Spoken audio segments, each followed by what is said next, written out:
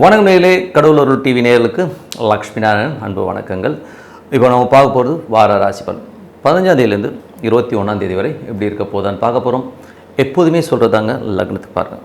ராசிக்கு பார்ப்பதை விட லக்னத்துக்கு பார்க்க ரொம்ப பர்ஃபெக்டாக இருக்கும். உதாரணமாக ஒரு மகர லக்னம் விருச்சிக ராசினா நீங்கள் விருச்சிக ராசிக்கான பலன்களை பார்க்குறத விட மகர ராசிக்கான பலன்களை பார்க்கும்போது ரொம்ப பர்ஃபெக்டாக இருக்கும். ஸோ முதல்ல வரது பொது பலன்கள், அதுக்கப்புறம் தசாபுக்தி பலன்கள். உங்கள் ஜனனகால ஜாதகத்தில் என்ன தசாபுக்தி அந்தரங்கள் வருதோ அதை மிங்கிள் பண்ணி பாருங்கள், ரொம்ப பர்ஃபெக்டாக இருக்கும். வீடியோட எண்டில் டிப் ஆஃப் த வீக் இருக்குது. ஸோ மிதுன ராசிக்கு வந்து பார்த்தீங்கன்னா உங்களது ராசியாதிபதி புதன் ஆட்சி பலத்தோடு இருக்கும்போது நல்ல புத்திசாலித்தனமான நல்ல ஒரு மூவெலாம் பண்ணுவீங்க. ஸோ ரொம்ப அற்புதமான விஷயங்கள், நல்ல ஒரு ஞானம் தேடி ஒரு போகிறதுன்னு சொல்லுவோம் இல்லையா. ஸோ நல்லா டிஃப்ரெண்ட்டாக ஏதாச்சும் யோசித்து பெரிய ஒரு பேர் வாங்குறதுக்கான வாய்ப்புலாமே ரொம்ப நல்லாயிருக்கும். அறிவுபூர்வமான சிந்தனை, ஒரு பெரிய பண வரவுக்காக தொழில் ரீதியான விஷயங்கள் புதிய டெக்னிக்கால் வந்து பெரிய வெற்றி கிடைக்கிறதுக்கான வாய்ப்புலாமே ரொம்ப சூப்பராக இருங்க. ஸோ ரொம்ப நல்ல விஷயந்தான். அதுக்கப்புறம் பார்க்கும்போது உங்களுக்கு ரெண்டாம் அதிபதி வந்து பார்த்தீங்கன்னா நல்ல லாபங்களும் நல்ல வருமானங்களும் கொடுத்தாலும் மிட் ஆஃப் தி வீக் ஒரு வியாழ வெள்ளிக்கிழமைகளில் வந்து பார்த்திங்கன்னா நமக்கு கொஞ்சம் செலவுகளை கொடுக்கறதுக்கான வாய்ப்புகள் கண்டிப்பாக இருக்குது. மூன்றாம் அதிபதியான சூரியன் உங்களுக்கு வந்து ராசியிலே இருக்கும்போது பெரிய முயற்சிகள் எடுக்கணுங்கிற எண்ணங்கள் இருக்கும். பட் என்ன ஒரு பெரிய விஷயம்னா கோபப்படுவீங்க. ஸோ தேவையில்லாத ஒரு சின்ன சின்ன விஷயத்துக்கும் எமோஷனாக வருது, சந்தேகப்படுறது, இந்த மாதிரி விஷயங்கள்லாம் இருக்கும். ஸோ கொஞ்சம் வந்து கவனமாக இருங்க, கோவப்படாமல் யோசித்து முடிவு எடுக்கிறது ரொம்ப ரொம்ப நல்லது. அதுக்கப்புறம் பார்க்கும்போது நான்காம் அதிபதியான உங்களுக்கு வந்து புதன் வர. ஸோ புதிய சொத்துக்கள், புதிய வண்டி வாகனங்கள் வாங்கணுங்கிற எண்ணங்கள் எல்லாமே இருக்கும். ஸோ அதெல்லாமே அற்புதம் தான். வியாபாரத்துலையும் பார்த்திங்கன்னா ஒரு பெரிய வளர்ச்சி, பெரிய ஒரு வெற்றி கிடைக்கிறதுக்கான வாய்ப்புலாமே ரொம்ப நல்லா இருக்குது.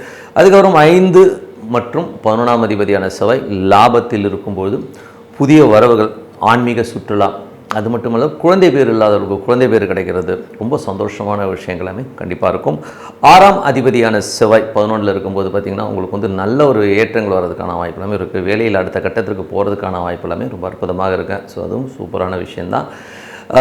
அதுக்கப்புறம் பார்க்கும்போது உங்களுடைய 7ஆம் அதிபதியான குரு 2ல் இருக்கும்போது அற்புதமான விஷயங்கள், பொருளாதாரத்தில் குடும்பத்திற்கு தேவையான பணம்லாம் அற்புதமாக இருக்கும்.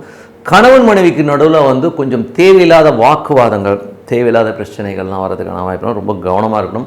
பார்ட்னர்ஷிப் சம்மந்தமான விஷயங்களும் கொஞ்சம் கேர்ஃபுல்லாக இருக்கிறது நல்லது. ஸோ பொருளாதாரத்தில் நல்லா இருந்தாலும் ஃபேமிலி சைடில் ரொம்ப ரொம்ப கவனமாக இருக்கணுங்கிறது தான் உண்மையான விஷயம்.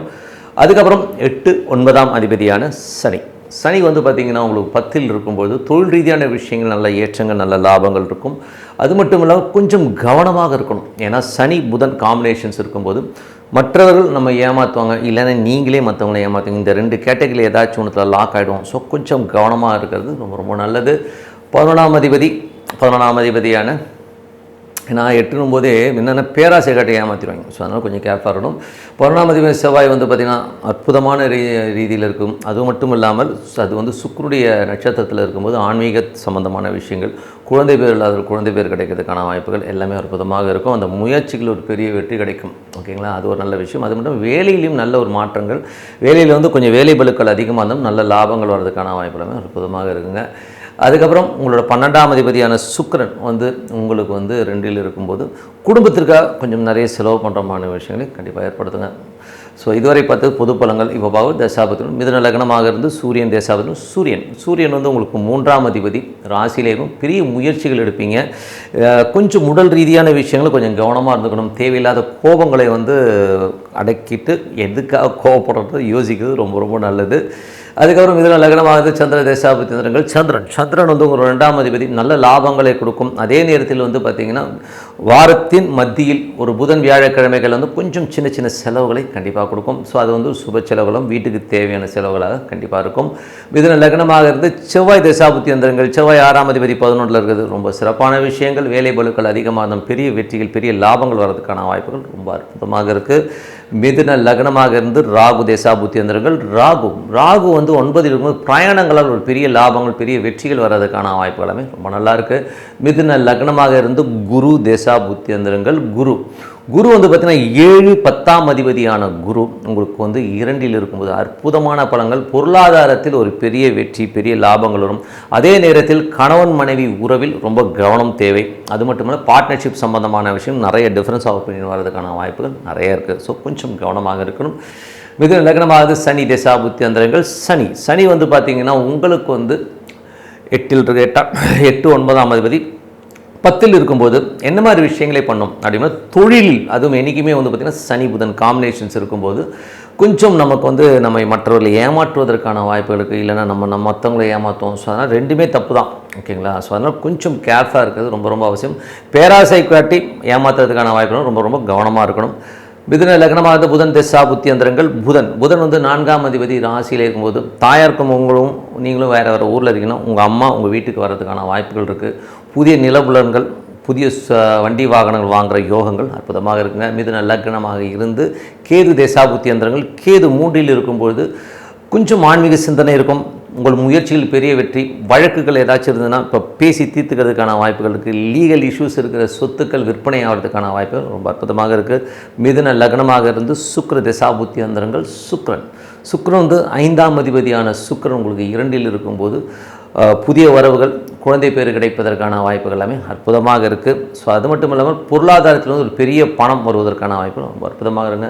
ஸோ என்னை பொறுத்தவரை நல்ல ஒரு பிரார்த்தனை, மனதார இறைவனை பிரார்த்தனை பண்ணும்போது கண்டிப்பாக நம்ம அடுத்த லெவல் போகிறதுக்கான வாய்ப்பு ரொம்ப சிறப்பாக இருக்குது. Tip of the week. So tip of the வீக்கில் சஷ்டி விரதம். ஸோ சஷ்டி விரதம்ங்கிறது வந்து பார்த்திங்கன்னா ரொம்ப ஒரு பவர்ஃபுல்லான விரதம். அதில் வந்து என்னென்னா எல்லோருமே என்ன நினைப்போம்னா கொஞ்சம் இப்போ இருக்கிற ஜென்ரேஷன்ஸுக்கு வந்து இந்த விரதங்களை பற்றியோ இந்த ஆன்மீகம் சம்மந்தமான விஷயங்களையோ வந்து அதை பற்றின ஒரு பெரிய நாட்டமே இல்லை. அவங்க என்ன நினைக்கிறாங்க, என்னத்தை இதெல்லாம் பண்ணிவிட்டு என்னதை பண்ணிகிட்டு இருக்கீங்க, என்ன வரும் ஏது வரும் அப்படின்ட்டு நினைக்கிறாங்க. மெயினாக இதில் வந்து முக்கியமாக தெரிஞ்சுக்கிற ஒரு விஷயம் என்னென்னா நம்பிக்கை. ஸோ ஒரு நம்பிக்கைங்கிறது வந்து எவ்வளோ முக்கியம் தெரியுங்களா? ஸோ நீங்கள் மனதார வந்து ஒரு இறைவன் இருக்கிறதா நினச்சி நம்ம நம்பிக்கையாக செய்கிற ஒரு விரதங்கள் கண்டிப்பாக ஒரு பெரிய பலன்களை கொடுத்துரும். இதுக்கு உதாரணமாக ஒரு சின்ன ஒரு விஷயம் சொல்கிறேன் கேளுங்க. இந்த பலன்கள் உடனே கிடைக்குமா அப்படின்னு கேட்டிங்கன்னா இல்லைங்க. சில டைமில் வந்து லேட்டு கூட ஆகுது. ஏன்னா சில கர்மாக்களாக கொஞ்சம் டிலே ஆனாலும் அதுக்கப்புறம் கொடுக்குற வளர்ச்சி ஒரு பெரிய வளர்ச்சியாக இருக்குங்க. ஸோ இதுக்கு ஒரு சின்ன உதாரணம், ஒரு குட்டி கதை சொல்லிடுறேன். இது வந்து பார்த்திங்கன்னா ஒரு அம்மா இருந்தாங்க எங்கள் வீட்டு பக்கத்தில். அவங்க ஹஸ்பண்ட் வந்து ஒரு டிரைவர். ஸோ ரொம்ப கடினமான உழைப்புனா ஒன்றும் பெரிய வருமானம் இல்லை. அந்த அம்மா ஒரு கயிறு தான் போட்டிருக்கோம். ஸோ கயிறு போட்டுட்ருக்கோம். அவங்க 2 பிள்ளைங்க. படிக்க வைக்கிறதுக்கே ரொம்ப கஷ்டம். படிக்க வைக்கிறதுக்கு அவ்வளோ கஷ்டப்படுவாங்க. கடன்கள் நிறைய வாங்குவாங்க. ஏன்னா வண்டி ஓட்டுவார் இல்லையா டிரைவர்னும் போது. வண்டி வந்து அப்போலாம் வந்து இப்போ வாங்குகிற மாதிரி காரில் வந்து இஎம்ஐஸ்லாம் போட்டுலாம் எடுக்க முடியாது. எல்லாம் சேடுக்கிட்ட போய் தான் வாங்குவாங்க. ஒரு செகண்ட் ஹேண்ட் கார் வாங்கி தான் ஓட்டுவாங்க. அவங்களாம் சினிமா அந்த மாதிரி விஷயங்களுக்கு ஓட்டுவாங்க. அது ரொம்ப ஒரு டஃப்பான மூமெண்ட்டு. ஏன்னா செகண்ட் ஹேண்ட் கார் வாங்கி ஓட்டும்போது நிறைய செலவுகள் வரும்போது நிறைய அடமானம் வைக்கிறது, எடுக்கிறது, இந்த மாதிரி ரொம்ப டஃப்பு. குழந்தைகளை படிக்க வைக்கிறது. ஒரு 1 மேன் இன்கமில் அந்த அம்மாவுக்கு வந்து படிப்பு ரொம்ப கம்மி தான். ஓரளவுக்கு படிப்பாங்க, புத்தகம் படிப்பாங்களோட பெரிய படிப்பறிவு இல்லை. ஆனால் அந்த அம்மா நம்பினது பார்த்திங்கன்னா தெய்வத்தை. அந்த அம்மா வந்து வழிபாடு பயங்கரமாக பண்ணுவாங்க, விரதம் இருப்பாங்க. சஷ்டி விரதம் அந்த அம்மா இருப்பாங்க. அது மட்டும் இல்லாமல் ஈஸ்வரன் வந்து எங்கள் வீட்டுக்கு பக்கத்தில் ஒரு ஈஸ்வரன் கோயில் இருக்குது. டெய்லி போயிடும் அந்த அம்மா. டெய்லி நமக்கே வந்து ஒரு மாதிரி இருக்கும், என்னடா அது இந்த அம்மா அப்படி. அந்த அம்மா ஒரு நம்பிக்கை, என் குடும்பம் நல்லா வந்துடும், எங்கள் குடும்பம் ஒரு பெரிய லெவலில் வரும்ன்ற ஒரு நம்பிக்கையில் அந்த அம்மா வந்து சுற்றிச்சு. இத்தனைக்கும் படிப்பு ரொம்ப பெருசாக இல்லைங்க. எனக்கு தெரிஞ்சு 8வது 9வது தான் படிச்சிருப்பாங்க.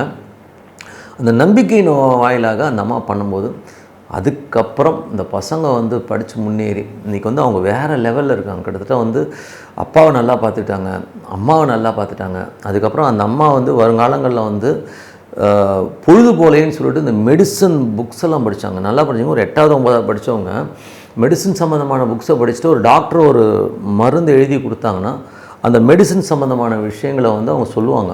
இல்லை இந்த மாத்திரை இந்த காம்பினேஷனில் இருக்குது, இப்படி ஆகும், இதுக்காக தான் கொடுத்தாங்களான்னு சொல்லிவிட்டு அந்த அம்மா வந்து சொல்லுவாங்க. அந்த அளவுக்கு அவங்க நாலேஜும் டெவலப் பண்ணிட்டாங்க. குழந்தைகள் வந்து அவங்கள வந்து அப்படியே அழகாக பார்த்துக்கிட்டாங்க.